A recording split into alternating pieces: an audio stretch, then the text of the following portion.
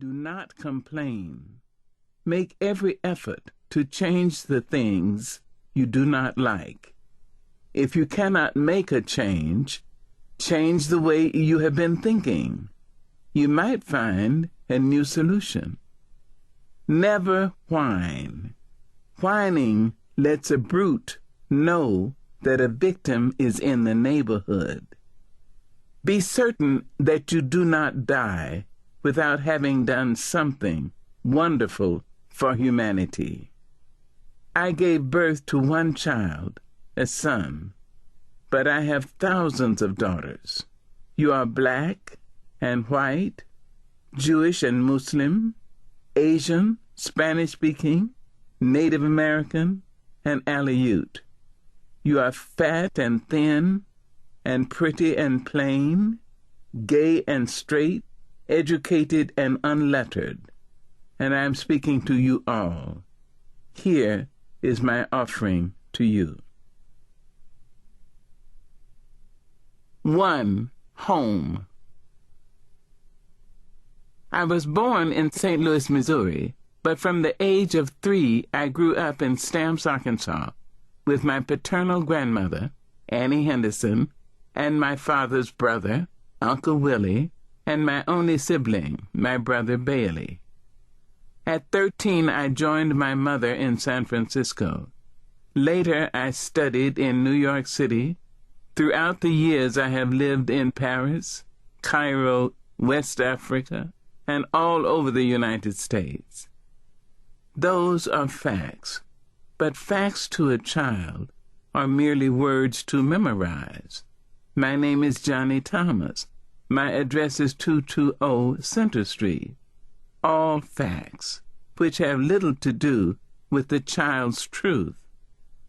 My real growing-up world, in Stamps, was a continual struggle against a condition of surrender.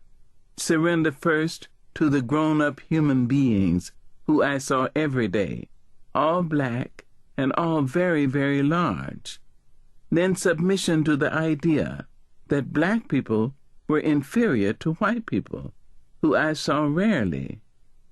Without knowing why exactly, I did not believe I was inferior to anyone, except maybe my brother.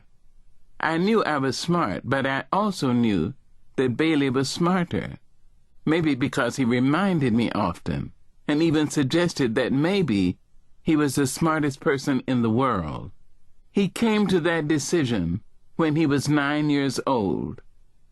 The South in general, and Stamps, Arkansas in particular, had had hundreds of years' experience in demoting even large adult blacks to psychological dwarfs.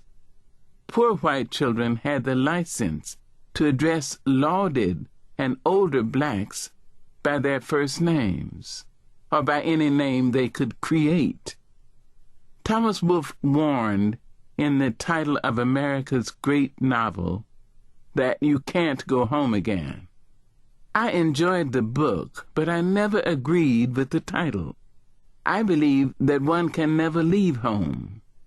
I believe that one carries the shadows, the dreams, the fears, and dragons of home under one's skin, at the extreme corners of one's eyes, and possibly in the gristle of the earlobe. Home is that youthful region where a child is the only real living inhabitant. Parents, siblings, and neighbors are mysterious apparitions who come and go and do strange, unfathomable things in and around the child, the region's only enfranchised citizen. Geography as such has little meaning to the child observer. If one grows up in the Southwest, the desert and open skies are natural.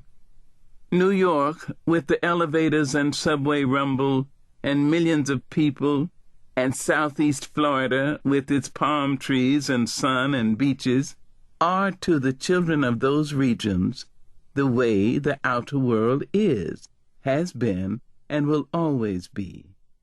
Since a child cannot control that